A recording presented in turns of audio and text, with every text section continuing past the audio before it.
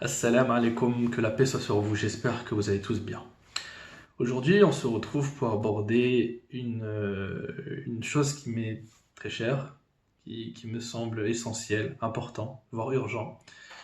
Il s'agit de parler avec vous d'une école théologique, d'un point de vue de la Aqidah, qui se nomme le Mu'tazilisme. Alors, vous n'avez sûrement pas manqué le contexte politique aujourd'hui en France, car cette école a été soulevée par deux personnalités importantes en matière politique, à savoir M. Jean-Luc Mélenchon et M. Éric Zemmour, lors de leur dernier échange. Je vous laisse écouter. Vous ne savez même pas que dans l'islam, il y a tout ce courant mutazilite qui a été un des noyaux, à mon avis, un des rameaux qui a permis la fécondation Jean-Luc Mélenchon de l'humanisme. Pardon, messieurs, pardon. Qui a été abattu au 9e Non, non, siècle. attendez. Il faut qu'on se mette d'accord. L'islam mutazilite qui a été abattu au 9e siècle. Messieurs, pardon, il faut qu'on se mette... Voilà, beaucoup de gens se sont posé la question, mais qu'est-ce que c'est que le mu'tazilisme? Pourquoi ils parlent de ça? Qu'est-ce que ça évoque? Et d'ailleurs, est-il vraiment été éteint? Est-ce que cette école a été éteinte? Pardon. À mon sens, il est très essentiel de comprendre pourquoi ces deux personnalités ont voulu justement mettre sur le terrain des arguments cette école-là. Maintenant, vous le savez très bien, nous vivons dans un contexte aujourd'hui où l'islam fait parler, il y a beaucoup d'incompréhension, aussi beaucoup de vérité, et j'estime profondément que ce qui fait qu'aujourd'hui nous nous retrouvons avec une minorité de gens assez étranges, très rigoristes, qui se disent fondamentalistes et qui, au final, ne sont que des fanatiques, tout cela découle de deux choses. La première, c'est un manque de connaissances.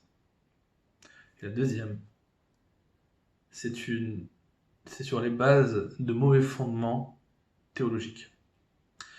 Et c'est pour ça que, vous le saurez maintenant, que la première école, la toute première école de théologie, qui avait pour vocation justement de rentrer dans le terrain de la dialectique pour parler de Dieu et de la religion, de manière systématique, la toute première école était justement l'école mu'tazilite, qui, nous le verrons, finira par perdre de sa force, notamment à cause d'échecs politiques, mais ça c'est un autre sujet. Mais en tout cas, le mu'tazilisme est la toute première école théologique islamique qui a été formalisée de manière concrète. Et je pense qu'il serait intéressant pour vous de connaître sur quoi repose cette école. Alors c'est très simple. Cette école, comme toutes les autres d'ailleurs, possède ce qu'on appelle des fondements, en arabe des usul. Et ces usul sont au nombre de 5. Et les 5 vont constituer donc la base sur laquelle on peut travailler, la base sur laquelle on est censé pouvoir cheminer correctement. Et d'ailleurs, ces 5 fondements, et c'est là d'ailleurs toute la particularité des mu'tazilites, c'est qu'elle peut être partagée avec les autres courants monothéistes, à savoir le judaïsme, et ça a déjà été le cas notamment avec les karaïtes, qui ont beaucoup adopté justement ces positions mu'tazilites, et même avec des chrétiens. Bien que ça sera un peu plus compliqué avec eux, du fait que la croyance très forte envers la Trinité va être bloquante, mais tous les chrétiens ne sont pas trinitaires. Donc il y a eu cette possibilité pour des chrétiens d'adhérer à ce principe-là. Donc je ne vais pas vous faire attendre plus longtemps, je vais donc vous exposer quels sont donc les 5 fondements qui régissent cette école. Alors le tout premier, il est élémentaire, il est basique même, c'est le principe de l'unicité, al-tawhid. Sauf que le principe d'unicité, vous allez me dire, mais qu'est-ce qui diffère des autres? Eh bien, les mu'tazilites, vont vouloir conceptualiser la chose de la manière la plus rationnelle qui soit, et surtout de manière à ne jamais déroger à cette unicité, chose qui se fait malheureusement beaucoup chez les autres courants théologiques, en tout cas du point de vue des mu'tazilites. Donc ces musulmans-là considèrent que Dieu est un par essence, et que son essence symbolise et caractérise la réalité, la vérité, et qu'il convient donc de se tourner vers cette transcendance unique, véritable, véridique donc, et que cette réalité a toujours été là, Elle a toujours existé. Donc, nous partons du principe que la vérité existe. Si la vérité existe, cette vérité, elle a aussi une capacité, c'est qu'elle a une volonté. Et que cette volonté s'exprime, et si elle s'exprime toujours en fonction de ce qu'elle est, de ce qu'elle, de la manière dont elle se caractérise. Et c'est là qu'on va rentrer dans ce que les Mu'tazilites appellent l'essence de Dieu. Qu'est-ce que Dieu est? Dieu est tout amour. Dieu est juste. Dieu est bon. Dieu est le connaisseur. Dieu est le puissant. Bref, tout cela constitue Dieu dans son unicité. Et que chacun des points que nous venons d'évoquer, à savoir l'amour, la bonté, etc., ne sont pas divisibles. Ils ne forment qu'un. Il est par essence bon, il est par essence miséricordieux, il est par essence la vérité. Et ce n'est pas la position d'autres courants islamiques, qui, eux, sont dans un rapport beaucoup plus fragmentaire, pour ne pas aller plus loin, mais ça, de toute manière, nous le verrons que plus tard. Donc, il y a le principe de l'unicité divine qui est très important. Après ça, il y a le principe de justice, al-adl, c'est-à-dire que Dieu est juste. Dieu est juste. Et que nous devons le comprendre dans ce qu'il est, dans un principe de justice. Et s'il est juste, nous le devons de l'être aussi. Car Dieu veut nous donner, nous apporter en fonction de ce qu'il est. Nous devons tendre à nous rapprocher de lui. C'est quelque chose que les soufis ont souvent très bien compris d'ailleurs. Et donc, cette justice, cette volonté d'être juste, elle est importante d'être connue parce que ça évite du radicalisme, comme du type, je sais pas moi, vous avez un terroriste qui viendrait, qui tuerait des gens, voilà, il pourrait dire, voilà, c'est Dieu qui l'a voulu. Dieu l'a voulu, c'est toutes mes actions que je fais, ça n'est que la destinée de Dieu, Dieu a voulu tout ça. Moi, tu dira non, pas du tout. Tu es en train de déroger à la justice divine. Dieu ne se permettrait pas d'être injuste envers ses créatures. De la même manière que vous avez le principe de salut. Pour les Mu'tazilites, Dieu étant juste, il n'a pas attendu qu'une révélation, qu'un Coran ou qu'une Bible vienne chez un peuple pour pouvoir être guidé. C'est partie du principe que, vu que Dieu est juste, il a donné quelque chose qui était accessible à tout le monde, à savoir ce qu'on appelle al-aql, l'intellect. Et que par l'intellect, l'homme est capable de cheminer vers Dieu, en toute justice. Et que la révélation, nuzul, donc que ce soit le Coran ou autre, en tout cas le Coran, n'a pour vocation que de rappeler des choses qui sont essentielles, compréhensibles par la raison. Et c'est ainsi que Dieu serait juste envers l'ensemble de ses créatures.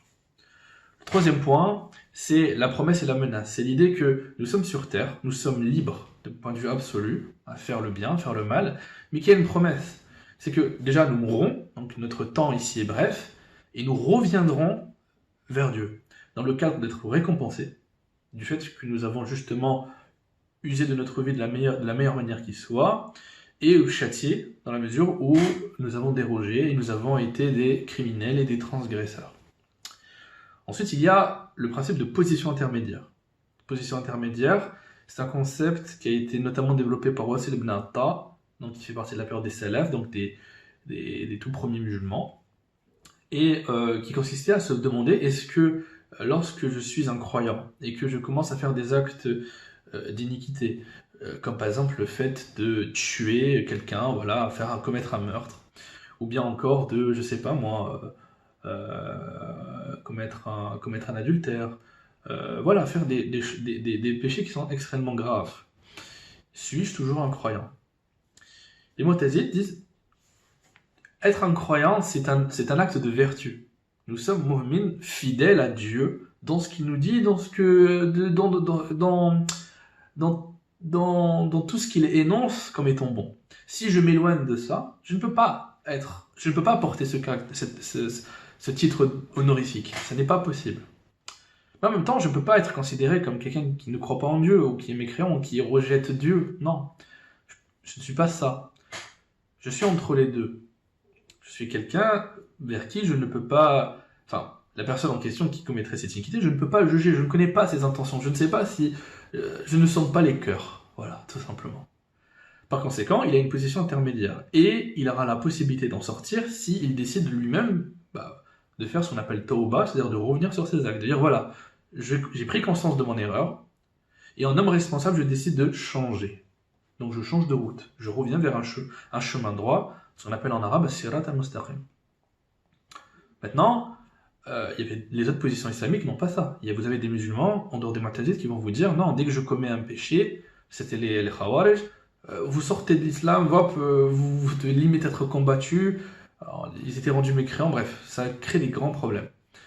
Et vous aviez aussi ceux qui disaient non, je tue, je viole, je pille, je fais ce que je veux, je suis musulman. Voilà, je resterai musulman, croyant, ça n'a aucun impact dans ma foi. Tajid disait non, voilà, ils ont eu cette posture très coranique de vouloir respecter les choses et en même temps d'avoir l'humilité de dire je ne connais pas le cœur des gens. Ensuite, il existe le dernier pilier, c'est Al-Amal bil Ma'ruf ou Al-Nahi al-Munkar, c'est-à-dire commander le convenable et interdire le blâmable. C'est cette volonté de prenez le bien, prenez le juste, selon la raison et la révélation. Et il est un devoir pour le croyant d'agir en bien et de condamner le mal. Sans cela, qui sommes-nous? D'où la révélation quand on dit وَالَّذِينَ آمَنُوا وَعَمِلُوا الصَّالِحَاتِ, c'est-à-dire que notre foi est censée représenter nos actes. Nous pouvons nous tromper, nous pouvons faire des erreurs. D'où le principe de repentance. Et ça n'est pas grave, il ne faut jamais désespérer. On a toute une vie pour ça. Mais il convient, en tout cas de toujours garder à l'esprit, que nous devons tendre vers le bon, vers le bien et vers le juste. Voilà les 5 piliers sur lesquels se basent les mu'tazilites. Voilà, je vous les ai partagés, vous les avez déjà sûrement entendus. Il sera même très intéressant de les développer de manière plus précise, et c'est ce que nous ferons par la suite. Voilà, je pense avoir terminé cette introduction, qui sera donc la suite d'une grande série de vidéos qui resteront focalisées sur les principes mu'tazilites, et aussi sur les savants mu'tazilites, parce qu'il y en a eu beaucoup, avec des pensées différentes, mais qui se sont tous accrochés sur ces 5 piliers, sur ces 5 fondements. Et je pense vraiment que si nous regagnons à nous accrocher à cela, la communauté musulmane gagnerait vraiment à la fois en prestige, en reconnaissance, et surtout vis-à-vis de leur Seigneur, vis-à-vis de ce à quoi ils croient. Je le pense et je le dis, car c'est au nom de même de la révélation, ils n'en seront que récompensés. Voilà, je vous souhaite en tout cas très bonne journée ou une très bonne soirée en fonction du lieu où vous êtes, et que la paix soit sur vous. À la prochaine fois, fi amanillah.